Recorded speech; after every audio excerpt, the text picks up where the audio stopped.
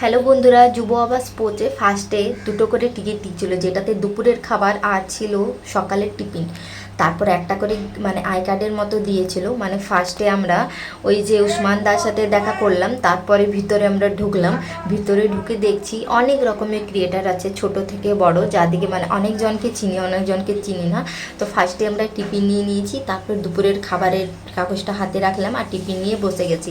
অনেকক্ষণ ধরে ওয়েট করছিলাম মুকুলের সাথে দেখা করার জন্য। মুকুল ভাই আর ওই বাসুদেব দা, এদের দুজনের জন্যই আমি ওই মানে ফেসবুক মিট আপে গেছিলাম।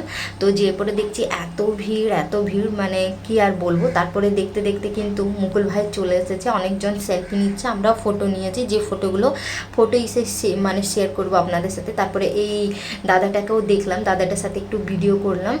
আর সব থেকে বেশি এই যে একে আমি কিন্তু আগে ভিডিওতে দেখিনি, কিন্তু ও খুব ভালো আমার ভিডিওতে মানে বলেছে। আপনারা